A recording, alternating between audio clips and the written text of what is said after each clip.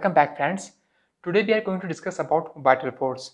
Okay, so what is the vital force is first described in the aphorism number 9, है ना?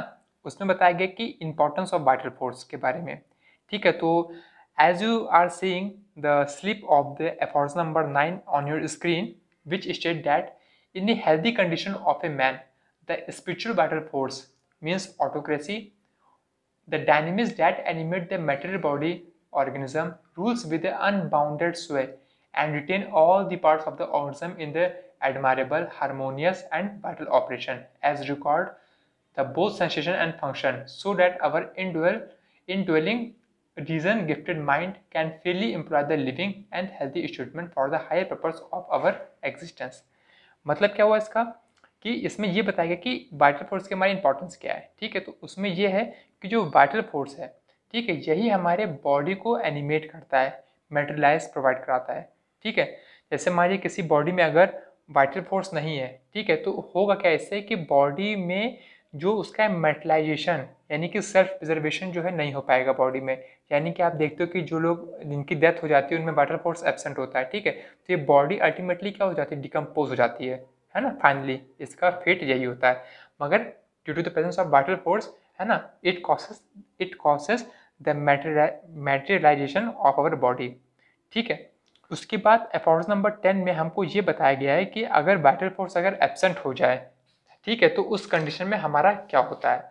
तो उसमें जो आप स्लिप देख रहे होगे तो उसमें ये बताया गया है कि जो material organism without vital force is incapable of no sensation, no function and no self preservation. मतलब अगर वाइटल फोर्स एब्सेंट है, ठीक है, यानी कि कोई बॉडी अगर डेथ हो चुकी है जिसमें वाइटल फोर्स एब्सेंट होता है, तो वो बॉडी जो है कोई सेंसेशन नहीं उसमें होता. ठीक है, वो अपने इन्वायरमेंट से जो है कोई भी इंट्रैक्शन नहीं कर पाता, मतलब सेंसेशन या स्टिमुलस कोई भी रिसीव नहीं करता, इसलिए वो बॉडी जो है हमारी उसके सेंसेशन एब्सेंट हो जाते हैं. नो फंक्शन, चाहे वो मोटर एक्टिविटी पे हो, ठीक है, मतलब वो बॉडी जो है किसी प्रकार का फंक्शन नहीं कर पाती, चाहे वो उसके मॉलिक्यूलर लेवल पे हो, चाहे वो माइक्रोस्कोपिक लेवल पे हो. ठीक है, एंड नो सेल्फ प्रिजर्वेशन, मतलब उसकी बॉडी जो है अब उसका जो मेटेरियलाइजेशन जो है बॉडी का वो नहीं हो पाएगा. तो इससे अल्टीमेटली क्या होगा, हमारी बॉडी की डिकम्पोजिशन होने लगेगा. ठीक है, so no sensation, no functioning and no self preservation.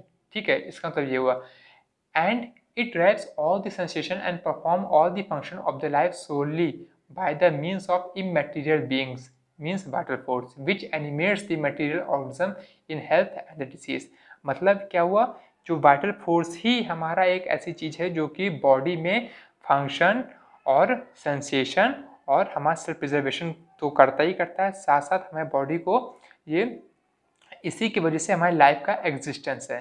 ठीक है, तो इन दोनों एफोरिज्म में बताया गया है कि वाइटल एस्पेक्ट के बारे में, वाइटल फोर्स के बारे में.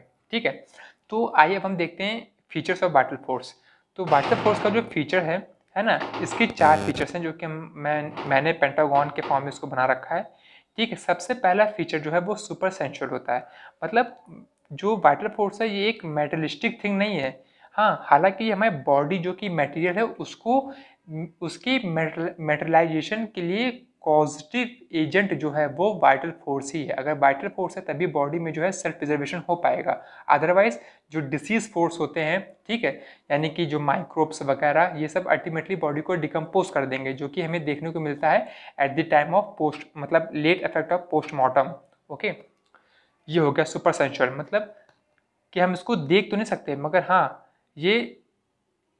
ये जो है इसके एग्जिस्टेंस को हम फंक्शन के थ्रू, जो वो फंक्शन परफॉर्म करता है उसके फंक्शन के थ्रू हम इसको, उसकी प्रेजेंस को हम जज और फील कर सकते हैं. जैसे हमारा एक सॉफ्टवेयर होता है कंप्यूटर में, ठीक है, सॉफ्टवेयर को हम देख नहीं सकते मगर उसके फंक्शन को हम महसूस कर सकते हैं, उसके फंक्शन को देख सकते हैं और उसके फंक्शन को हम मतलब अंडरस्टैंड कर सकते हैं. ठीक है, तो यही चीज़ हमारे वाइटल फोर्स के साथ भी है. वाइटल फोर्स का जो होता है वो हम उसको देख नहीं सकते क्योंकि it is not a मेटलिस्टिक thing. ठीक है, can be seen only by the function it perform, है ना. हमारे जो फॉर नंबर 10 में क्या है कि sensation, function and self preservation, इन दोनों के, इन तीनों फंक्शन और भी अदर फंक्शंस हैं. ठीक है, मगर हैनीमैन सर ने इन्हीं 3 वर्ड्स को ही मतलब यूज़ किया क्योंकि ये सारे इन 3 वर्ड्स में सब कुछ आ जाता है. ठीक है, जो कि एक लिविंग ऑर्गेनिज्म में और एक हेल्दी कंडीशन में होता है। ठीक है, तो ये हो गया सुपर सेंसुअल। ठीक है, हम इसको देख नहीं सकते but we can feel the function, we can understand और we can take out the benefit of the function that it perform. ठीक है, बाय द वाइटल फोर्स। उसके बाद क्या हमारा ऑटोक्रेटिक है। ऑटोक्रेटिक मतलब ये एक तरीके का हमारी जो बॉडी को गवर्न करता है। ठीक है, मतलब ये समझ लीजिए कि ऑटोक्रेटिक जैसे हमारी बॉडी में कोई भी चीज़ रैंडमली किसी प्रकार से नहीं होती, क्योंकि इतना ये कॉम्प्लिकेटेड सिस्टम है ह्यूमन बॉडी का। ठीक है, इसमें अलग अलग सिस्टम्स इन्वॉल्व हैं, तो इन सब में जो कोऑर्डिनेशन जो बना के रखता है, ठीक है, ऑटोक्रेटिक मतलब एक डिक्टेटर इन सबको, इन सभी ऑर्गन सिस्टम को अलग अलग फंक्शनिंग करने के बजाय इनमें एक कोऑर्डिनेशन बना के रखता है। एक उन्हें डिक्टेट करता है कि आपको जो है body has to be perform in a some particular way. ठीक है, which causes healthiness and permanency of life in the living beings. ठीक है, ऑटोक्रेटिक। फिर ये ऑटोमेटिक है, ऑब्वियसली हमारा ये ऑटोमेटिक होता है, हम देखते ही हैं। ठीक है, ये इसकी फंक्शनिंग के लिए कोई चीज़ हमें ज़रूरत नहीं होती। ठीक है, उसके बाद हमारा डायनेमिक आता है। मतलब डायनेमिक मतलब जो परमानेंटली एक्शन में रहे। ठीक है, उसका इफेक्ट जो है हर वक्त होता रहे, 24 घंटे 24/7 × 365 life long time period. Okay, ये जो है हमारा डायनेमिक है, मतलब एक कांस्टेंट फोर्स जो है ना, कांस्टेंट फोर्स जो है हमारी बॉडी में लगाता रहता है। ठीक है, और ये कांस्टेंट फोर्स किस लिए है? For maintaining the life. ठीक है, for the self preservation, for the sensation, ठीक है, ऑफ द ह्यूमन बींग्स या फिर कोई भी लिविंग ऑर्गेनिज्म। ठीक है, तो इसमें डायनेमिक के बारे में क्या लिखा है? Means persistence forward force to maintain the life process. Again वही चीज़ लिखा जो मैंने आपको बताया कि जो वाइटल फोर्स जो है ना, ये कॉन्स्टेंटली एक फॉरवर्ड डायरेक्शन में फोर्स लगाता है, जिससे कि हमारी बॉडी में जो है सेल्फ प्रिजर्वेशन और हमारे फंक्शनिंग सेंसेशन हमारी बनी रहे। ठीक है, ये होता है। अगर जैसे देखिए, अगर वाइटल फोर्स अगर रुक जाए, ठीक है, तो पर्सन जो है या फिर कोमा में चला गया, मतलब कोमा में, या फिर उसकी अल्टीमेटली डेथ हो गई।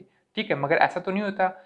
हमारा जो वाइटल फोर्स है वो कॉन्स्टेंटली वर्किंग में है। ठीक है, to overcome the opposing disease for which we are present all the time in nature.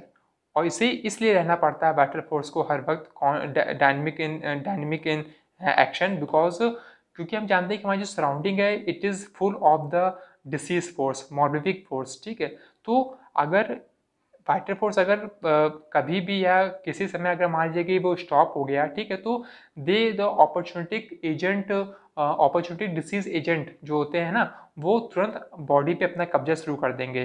ठीक है, तो इससे क्या होगा कि पर्सन जो है डिसीज हो जाएगा। इसलिए जो है वाइटल फोर्स को हमेशा डायनेमिक रहना पड़ता है।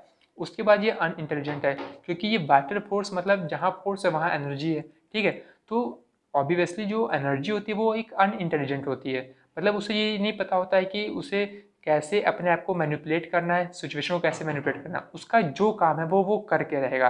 जैसे कोई बम है, ठीक है, तो एटॉमिक बम है, तो उसका काम है ब्लास्ट करना, एनर्जी रिलीज करना। ठीक है, अब उस एनर्जी को आप पॉजिटिव वे में यूज़ कर रहे हो या निगेटिव वे में यूज़ कर रहे हो, ये ह्यूमन के कंट्रोल में। मगर एनर्जी इटसेल्फ, ठीक है, ये नहीं डिसाइड कर सकती कि मैं यहाँ पे ब्लास्ट हूँ, मतलब यहाँ पे एनर्जी का इफेक्ट दूंगी और इस जगह पे नहीं दूंगी, ऐसा नहीं कर सकती एनर्जी। ठीक है, या फिर फोर्स आप जहाँ भी लगाओगे उसका इफेक्ट होगा ही होगा। तो यहीं पे हमारा ये इंटेलिजेंट का मतलब होता है। ठीक है, तो हम ये कह सकते हैं कि जो वाइटल फोर्स है ना, ये एक तरीके का हम इसको एनर्जी या फिर हम इसको कह सकते हैं। तो इस तरह हमने देखा कि जो हमारा जो वाइटल फोर्स है उसका काम क्या है, हमें बॉडी में sensation, function and self preservation को मेंटेन करके रखना। ये गया वाइटल फोर्स। तो ये तीनों फंक्शन जो है जो कि हमारे एक लिविंग ऑर्गेनिज्म को कैरेक्टराइज करते हैं, वो हमारा एब्सेंट हो जाएगा। ठीक है, और इसी वाइटल फोर्स का काम क्या है कि जो हमारी जो बॉडी और माइंड है इनके बीच में एक हारमोनियस बैलेंस बना के रखना। ठीक है, तो ये this is all about vital force. Thanks.